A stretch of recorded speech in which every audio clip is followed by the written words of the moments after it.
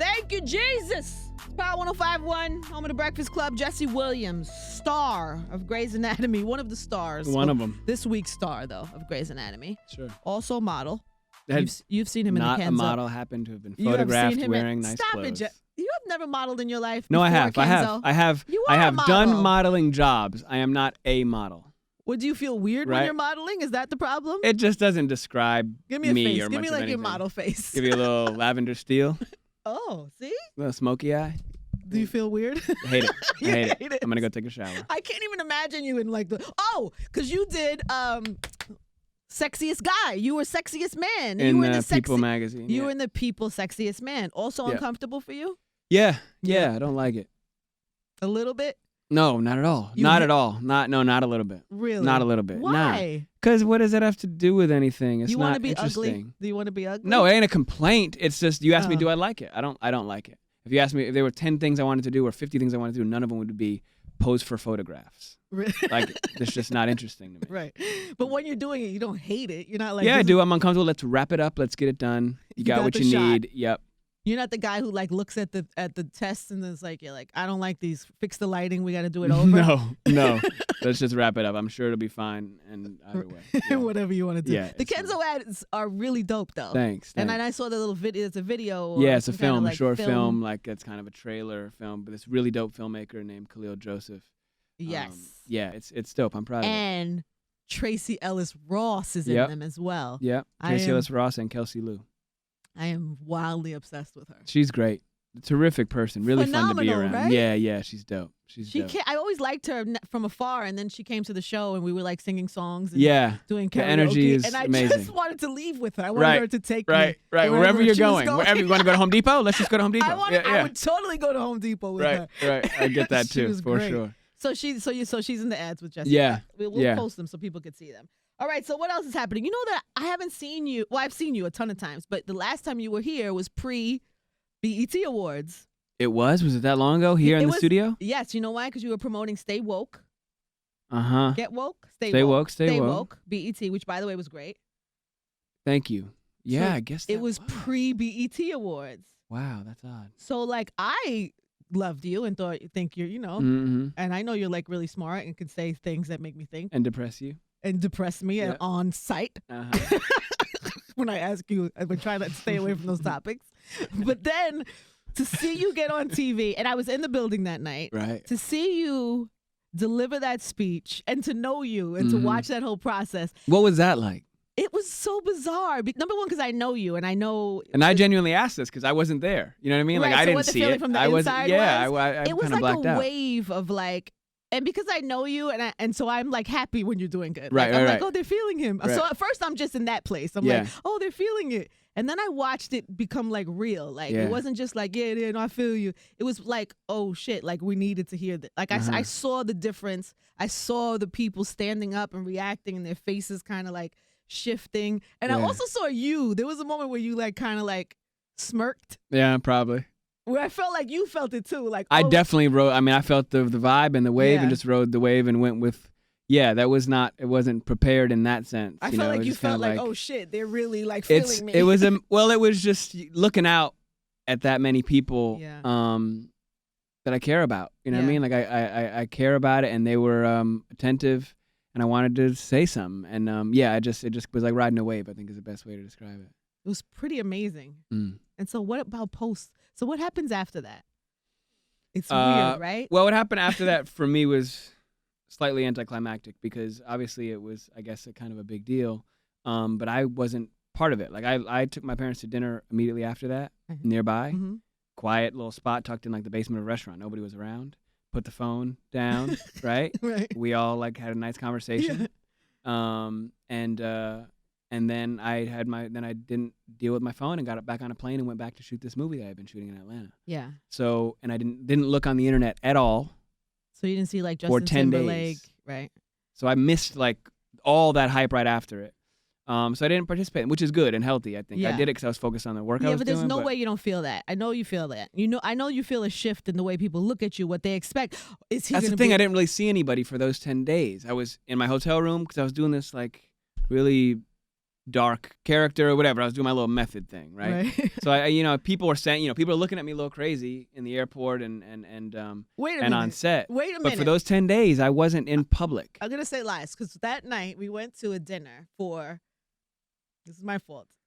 Oh, after dinner? I took you. Yes, we did go see Chappelle after. No, before that. I don't know if you remember. What? I took you to the. Oh yeah, we went to the who was with it? Jeezy and Future and like it was a Jeezy dinner in LA, and so it was that's like right. Jeezy, Forgot about that. Fab, YG, yeah. Right. It was like a ton of rappers there, and I was mad because I've been bumping that YG album that had just come out, right? And I really like it, and I actually asked.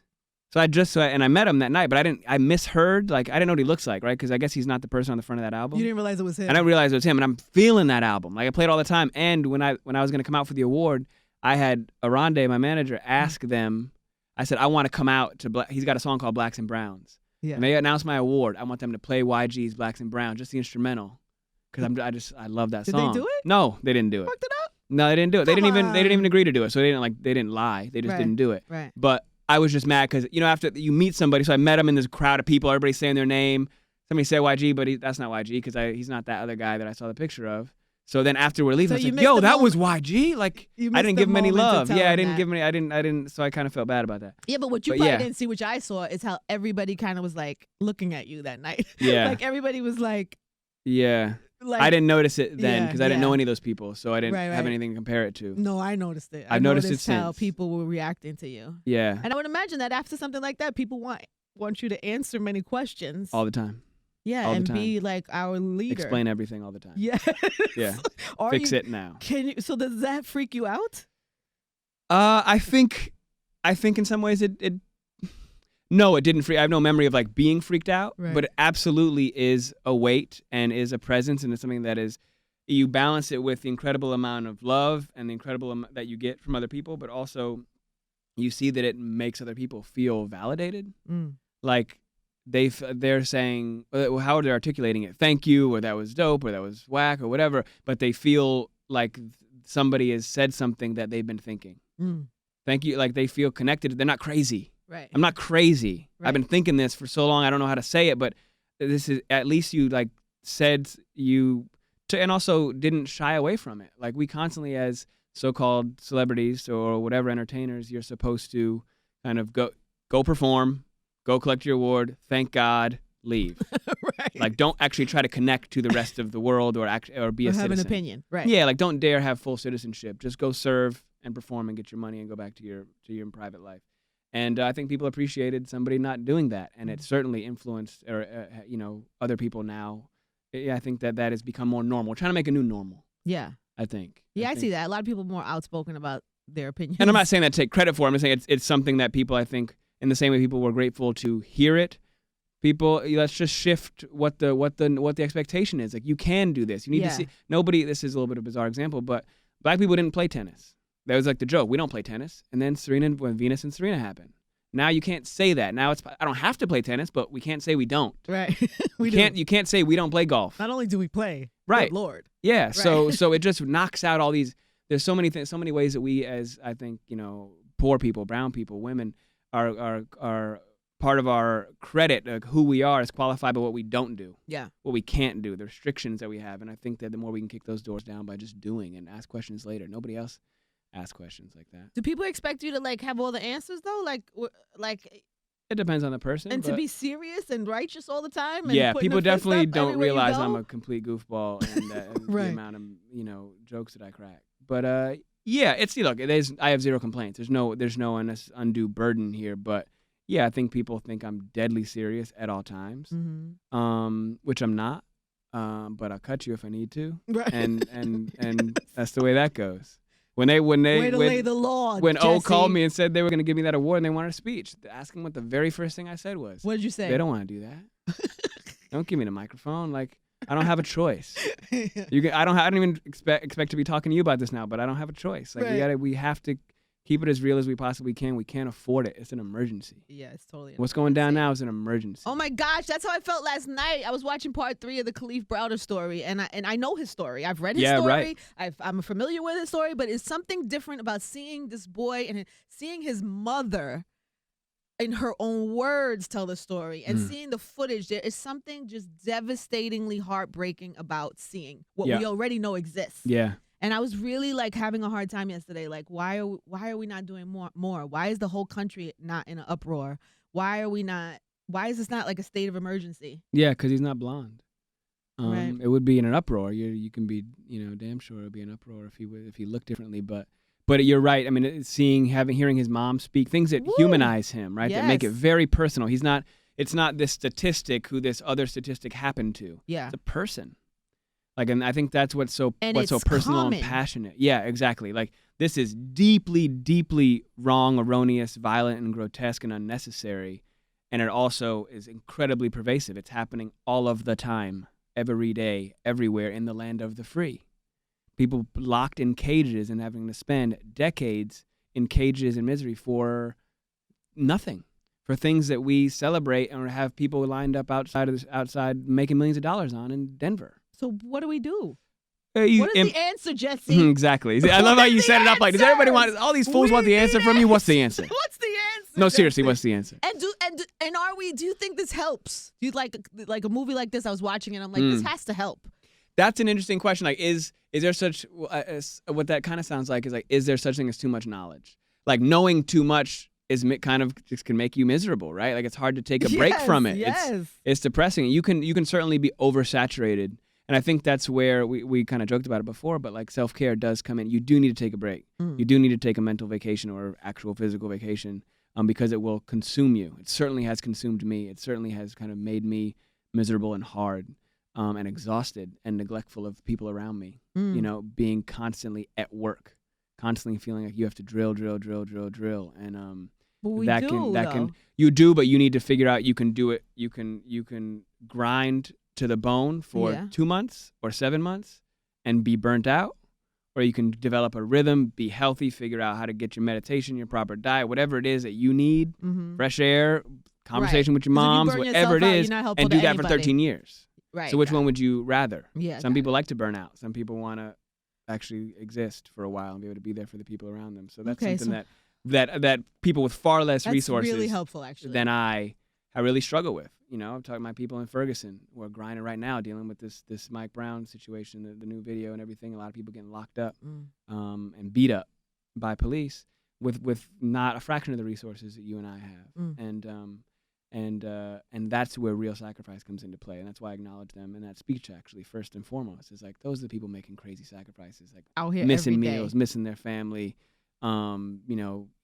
just truly struggling for everyone else. It's a big every deal. day, particularly women. Yeah.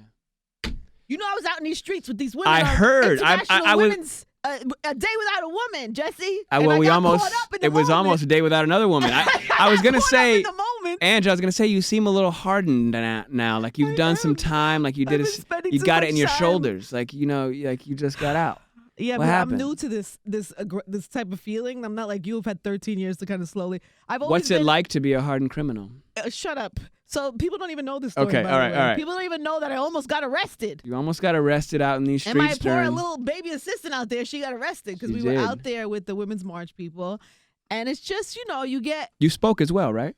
Yeah, it was it was unexpected. It wasn't prepared. It was I was just there, and they asked me to come say hello, so I did, and I did the same thing. Actually, I thanked the people who are out here doing work every single day. Yeah, amazing. And how exhausting this is for all of us because we need to, have endurance. So I just said a couple words. I didn't have a Jesse Williams. You all were up at Columbus Circle? Then we marched to Columbus Circle, and then we were supposed to do a wall, like a human wall around Trump International. Oh, right, of course. Linda was like, he wants to build a wall. We're gonna build a wall. Nice. And I'm like, we're gonna build a wall. Yeah, Linda's amazing. We start marching down, and then it turned into a sit.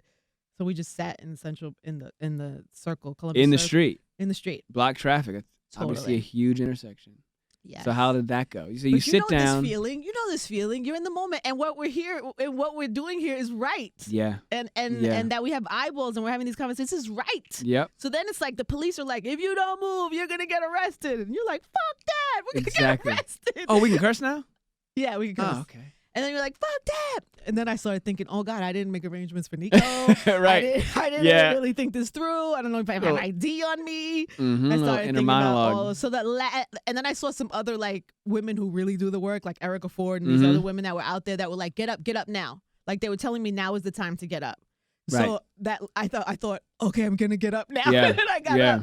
And my assistant did not get up as quickly, and she got arrested. Yeah. And so, but I did not get arrested. She was out in like 9 hours. 9 hours ain't short. She took one for the movement. It's a beautiful thing because also I know what you're talking about. You also have this adrenaline that kicks off, but especially when you're with real organizers and Erica and Linda, people who've been there.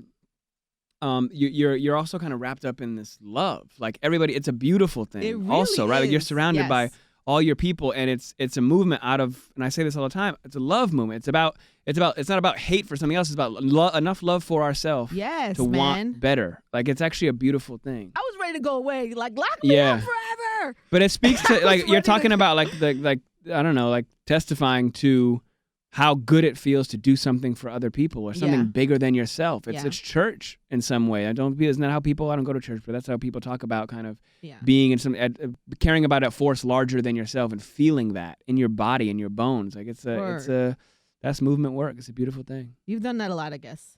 I've done it a fair amount, not nearly as much as a lot of people, but I've grown up doing it. I know it well since I was a youth. We definitely don't want you getting arrested. I mean, being arrested is not that bad. We need generically, obviously, getting the shit beaten out of you is, and I have all the privilege you could possibly have, so it's less likely that I have to deal with it the way other people do. But no, you don't want to get arrested. No, and we need you on these streets. We need you on that mic. Yeah, sometimes being arrested helps, though. Sometimes being arrested can give you a new avenue, outlet, strategy. That's what I was Got to be cunning about this. It's and that's what Erica and them are talking about. You push to the limits. Then we move on to the next strategy. So that we can. Now it's move number 3. Yeah. You got it's chess, not checkers, right? Yeah. Totally. Yeah. Oh, Jesse. I'm glad you had that experience. That's cool. I did. It was It's cool that you got out safely. You threw your assistant under the bus, but that's she got to pay her dues. She got to pay her dues. Yeah, you don't make the rules. Yeah. And it's funny because I've walked with another march. Participated, showed up to a march and walked. But this was a very different experience. Yeah. Yeah, it was dope. It was really good. Anyway, so back to you, my love. So what's happening with you? Are you going to rule the world? Are you going to run for president? I'm not. I have no political aspirations whatsoever. I'm actually I'm at the height of so far, there's higher heights to climb, but I'm at a real peak moment in my creative endeavors. Like I'm just feeling really particularly enthused to make.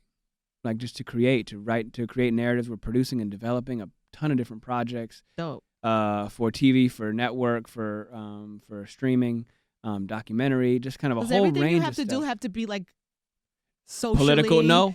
We're working on some comedy stuff. Okay. We're working on something about basketball, something about jazz. This amazing project about jazz and kind of the birth of cool. A whole, and then we have a broji, which is probably the funnest thing that I do. I use it every single day of my life. It's amazing. So good. I know I make it and you use it. Yeah, but I use it. I'm so I'm really happy building it and being creative designer of it and influencing it and working with our team of amazing people. It really makes me happy and makes a lot of other people happy too. It's really good though. If you guys don't have it yet, you should absolutely. It's free. It's free. It's free on it's fun. iPhone and the other one, the Android. Yeah. It's dope. It's a mobile app by itself, but it's also a keyboard. You could use that joint on like Twitter, WhatsApp, Facebook Messenger, all those things, and it's curated the way we talk, the way you feel. However you're feeling, there's a category for you, and you can get some dope gifts to use, copy, paste, but also, and one of the things that most people really appreciate about it, speaking about being heard and feeling validated in a speech, is that the gifts include them. We don't exclude black and brown people or women or gay people or trans. Like, we're all part of it. We're all part of the culture, and you see our faces, and you can use our faces and bodies communicate how you're feeling. Which is a way to continue to humanize each other. But it's just funny. It's just dope. It's fun and funny. It's a lot of fun. Yeah. So Broji, you can download it for free now. And then what else? So we got Grey's Anatomy, your own episode. We've got I narrated my second of 2 Obama documentaries. Super dope. The BET one was really dope, directed by Stanley Nelson, with a bunch of great interviews of folks. Now we have one on the Smithsonian Channel that I narrated. What does Obama think about you? Do you know? I don't know. I don't know him well. Right. We've met only a few times. You were at I the- was never you like were at invited the to the White event? House or invited to What are you talking mess about? with them. Like, no, I bodied my way in at the end. Yeah. If we're being real. Like, Yeah. I was not one of those. I don't know what he thinks. Yeah, I mean, I can't tell. Because what did you do at the BET thing? The party? Yeah, I did the BET party, but again, that's BET. But you were bringing on me. stage. You were talking that was about the him. first. It was the first time. That was the first time I was on television since the speech, and I came out, and it was a BET event too. Yes. And I came out and was like, and another thing, and just like picked up where my speech left off, and was joking. But as you were talking about the president and the first lady, it could have just been just me paying too much attention. I just felt like he was like eyeballing you. Like, a little nervous. Like a little nervous. A little nervousness. Like, what's he about to do? Oh yeah. That's so crazy. What's he about to do? What's he about to say? I felt that. That's crazy. In political spheres, and they've got to be. I don't know him. I can't speak to him and his personality or mindset at all. I don't know him. But in those spaces, not that there are many like being with the president and possibly the greatest president certainly of my lifetime. There's some tension. I'm a bit of a wild card for folks. Because people play by an interesting sort of it's not even politically correct, because that's a term with no meaning anymore. But safety, and I feel like it's a waste of time for us to consistently say words that have no meaning and not be honest with each other about policies that have incredibly destructive impacts on each other. And I try to cut through a lot of that on a good day, and I certainly don't know anything, and I've been wrong plenty of times, but I try. And I think that's just off-putting to people, because it could leave them with a mess to clean up. It could leave them with some work to do that they didn't want to do. And that's the same for me. Like, people want to do less work, not more work. Remember that about people. Like, they don't want you coming in giving them more shit to do. I know. That goes for any line of work you're in. I know. Don't I know. That old adage, like, hustling ain't always the best thing to do. Like, you can out hustle yourself. Yeah. Because you're putting that onto somebody else. Now they got to raise their game. This motherfucker coming here trying to like. Yeah. I know this well. Exactly. To be able to survive this long in the game, you got to know how to realize, how to recognize. They're killing me, because they're saying you have to. I got to get to the airport. Flight. Yeah. I missed 3 flights trying to get here. We're wrapping up now. Fine. Well, when you meet him, I think he's gonna love you. Now that he's out of office. And he's gonna ask you to run for president of the United States. Yeah, I'm not doing it. They don't pay enough. Okay, before you leave, who should run for president and get him out of there? It's hard to tell right now. I think that you certainly have Elizabeth Warren, Michelle. She's not gonna do it. I mean, she may be too wise to want to go right back into that. She won't do it. I'd say, we'll see. There might be something to Cory Booker. There's definitely something to Cory Booker. I think he's a terrific person. I don't know if that's his. I mean, I don't know if that's something he might want to do. There's a couple folks out there, and it could be a wild card. You know what? I want Bernie to run again, if we can do it in 3 more years. Woo! I love that idea. Bernie is amazing. And nobody's perfect, and but Bernie's a voice we need to hear now. Yeah, and people realize that you summoned up this guy that was a con man. There's a lot of poor people and middle income trashy people that voted for Trump, and that are realizing right now, because Trump's saying out loud, he conned you. He lied to you and said he was gonna have all types of policies that were gonna actually help your life, and now he's admitting now, like, yeah, I just said that because it was a campaign. Yeah, I know, it's bullshit. Right. Like, this guy is a complete huckster, carnival barker piece of shit. He's always been a piece of shit. He's been a piece of shit for 70 years, and then you somehow think that he's suddenly gonna help you. You make $12,000 a year. I wish we could have stopped him a long time ago. Saw that picture the other day. Remember back? You saw the picture too. I have a picture that somebody took of me in the club with him back in the days. I wish I could have stopped it. He was probably a piece of shit right then. I thought he was a piece of shit. It's like being in a movie where like everything fractures. Like, what if I froze time? And I know I could have just. I don't know what I could have. I don't want to say that, but what could I have done? Yeah, just a manhole cover. Or something. Anyway. Congrats on everything. Thank you. Thanks for having me. It's good to be here. Brogy, Grey's Anatomy, Jesse for president. Yeah.